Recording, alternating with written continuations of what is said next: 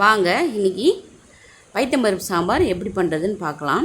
அதுக்கு ஒரு வெங்காயம், இவ்வளோ பரங்கிக்காய், அப்புறம் 3 தக்காளி, ஒரு 5 பச்சை மிளகா இதெல்லாம் நறுக்கின்ட்டு ஒரு குக்கர் போட்டு அதில் எண்ணெய் விட்டு இதெல்லாம் வதக்கின்றுங்க. இதெல்லாம் வதக்கிட்ட பிறகு அதுக்கப்புறம் அதோட கொஞ்சம் உப்பு சேர்த்துக்கோங்க. அதுக்கு தேவையான அளவு உப்பு சேர்த்துன்றுங்க. சேர்த்துட்டு அதுக்கப்புறம் ஒரு 3/4 டம்ளர் பைத்தம்பருப்பு, ஆழாக்காக இருந்தால் 3/4 அழாக்கு, சின்ன அழாக்கு இருக்கணும். சின்ன அழாக்கில் 3/4 அழாக்கு பைத்தம்பருப்பு சேர்த்துக்கோங்க. சேர்த்து அதையும் வதக்குங்க.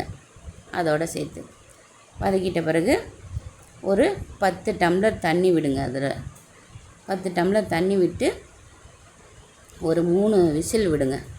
குக்கரில் மூடி வச்சு 3 விசில் வந்த பிறகு திறந்து அதுக்கப்புறம் ஒரு பொடி அதுக்கு தேவைப்படும். அந்த பொடிக்கு தனியா, வரமிளகா, கடலப்பருப்பு 3 வறுத்துட்டு அரைக்கணும். அதை நான் அப்புறமா இன்னொரு நாள் போடுறேன் உங்களுக்கு, அந்த பொடி எப்படி தயார் பண்ணுறதுன்னு. இந்த பொடி போட்டிங்கன்னா ரொம்ப சூப்பராக இருக்கும். அந்த பொடி போட்டால் தான் இந்த சாம்பாருக்கு ரொம்ப அருமையாக இருக்கும். அதுக்கப்புறம் அந்த பொடியை போட்டு மிக்ஸ் பண்ணி விட்டுங்க. மிக்ஸ் பண்ணி விட்டு கொஞ்சம் தேவையான அளவு தண்ணி விட்டுக்கோங்க.